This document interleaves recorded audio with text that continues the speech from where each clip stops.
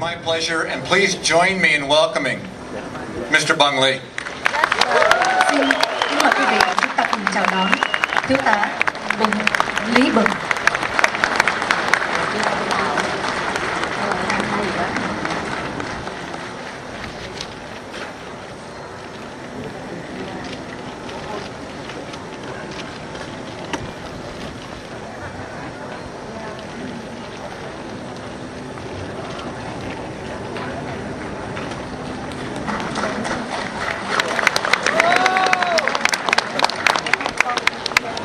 Ladies and gentlemen, on April 30th, 1975, when Saigon fell, my life was in danger.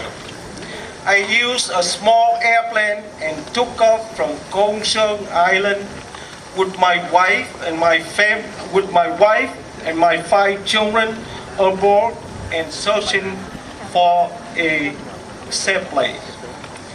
About half an hour flying over the sea, I saw a lot of different helicopters flying in the same direction. It made me think there was something out there they can depend on. So I followed the same direction. After a few minutes later, sure enough, I saw a big aircraft carrier with the landing strip on it and occupied by a lot of helicopters. It made me believe this was where these helicopters escaped to. So I make my decision. If they can land on it, so can I. Thưa quý vị, vào khoảng thời gian mà 30 tháng 4 năm thời điểm đấy khi Sài Gòn đã mất thì tôi đã biết mạng sống của tôi đang ở trong giây phút rất là nguy hiểm. Tôi đã lấy bay từ đảo Côn Sơn cùng với vợ và 5 đứa con của tôi để đi tìm một cái nơi an toàn. Và khi nửa tiếng đồng hồ bay thì tôi thấy có một cái chiến hạm có rất nhiều tàu, nhiều chiếc máy bay ở trên đấy, và tôi nghĩ nếu mà những chiếc máy bay này được đậu ở trên đấy an toàn thì chiếc máy bay của tôi cũng sẽ được an toàn đậu vậy thôi. But I did not have the headset with me, so I could not call anyone nor the control tower to let them know I would like to land on their deck. So turning my landing light, rock my wing to ask for landing because I didn't have a radio. Trong cái thời Received was the red light from the tower, which means I could not land, so I keep circle around the ship.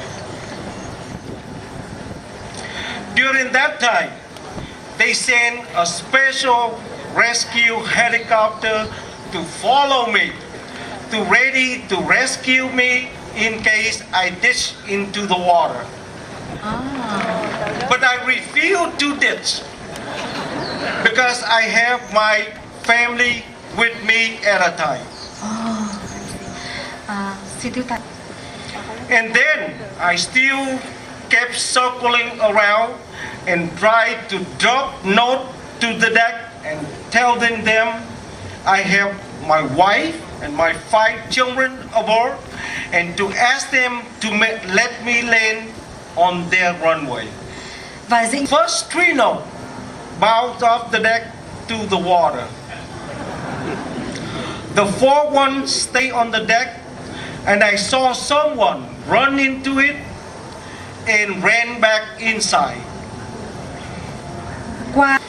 A few minutes later, I saw them start clearing the deck, and I believe they may let me land. I circled around one more time, and I saw they give me a green light. Và The critical moment. bây giờ là những cái giây phút rất là nguy kịch đây. I never land on the aircraft carrier. But I don't have any other choice. But I thought I could do it, and I did it.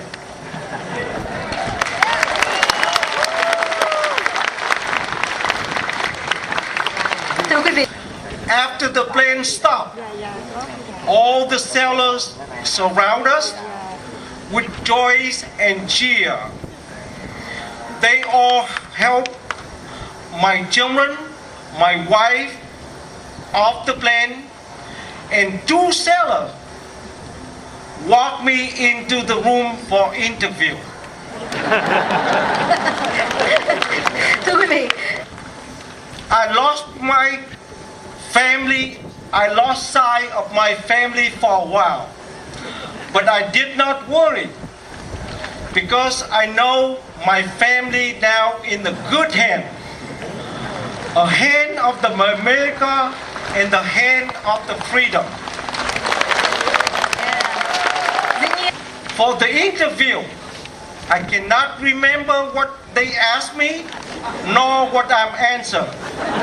trong cái buổi phỏng vấn đó tôi cũng không nhớ là họ ta hỏi gì và tôi đã trả lời gì. But then, they walked me to another cabin. Họ đã đưa tôi xuống một cái cabin khác, một cái phòng khác. For that moment, I asked myself, what happened to me next? Thì trong cái thời gian đấy tôi đang hỏi không biết rồi chuyện gì sẽ xảy ra cho mình. I just lost my country. Tôi đã mất đất nước của tôi. Now do they have to take my pilot license away too? Vậy thì bây giờ có phải chăng họ đang sắp sửa lấy luôn cả bằng lái phi công của tôi hay không? But it came out a different way. Nhưng mọi việc đều đã không phải như vậy. They all welcome me, congratulate me, and honor me with the Navy pilot wing. Thưa quý vị, họ đã chào mừng, chào đón tôi và họ đã tuyên dương tôi. Thank you, Captain Chamber, Commander Tumber. Both of your decision of let me land are priceless. Xin cảm ơn đến với Đề đốc Chamber và cảm ơn chỉ huy trưởng không lưu Chamber. Then after that, my family have to move on to make room for the other. My family now reside in Florida for the last 35 years. Over these years, a lot of wonderful things happened. My wife, my children, and I become naturalized American citizen. Và sau đấy gia đình của chúng tôi đã định cư bên Florida và 35 năm chúng tôi đã trở thành công dân Hoa Kỳ. My children now are grown up, and some have married and start their new family, their old family. Con cái của tôi bây giờ đã trưởng thành và có một vài người đã lập gia đình. My wife and I now have 7 grandchildren. Tôi và vợ tôi đều có tất cả là 7 đứa cháu.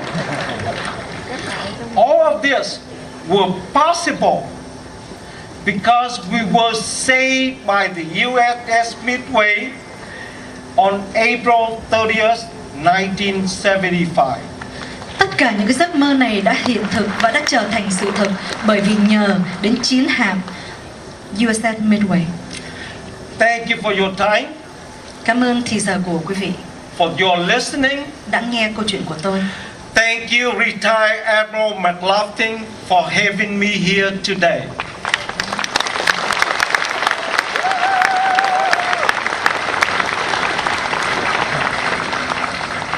Thank you all very much, and thank you, America.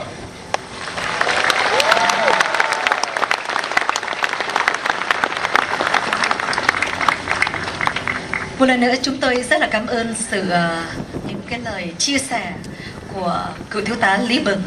Chúng ta đã thấy được sự thành công cũng như là sự tri ân của thiếu tá Ly Bung đến với nước Mỹ. Cảm ơn ông. Quý nào đã được hàng không mẫu hạm USS Midway cứu thì xin quý vị đứng dậy để cho Over to Trina for the entertainment portion. I hope our friends, our partners who worked so long alongside us to make today possible will forgive me if I don't try to name them all. There indeed are too many to name, but I hope they all know they have the forever gratitude and heartfelt appreciation of the USS Midway. And finally, for the news media after the entertainment, Commander Jumper and Captain Chambers has agreed to answer a few questions up here near the stage, and I'm sure they'll also be willing to stick around for a little while to meet some of you personally, so it's an opportunity perhaps for you to say some very special and personal thank yous.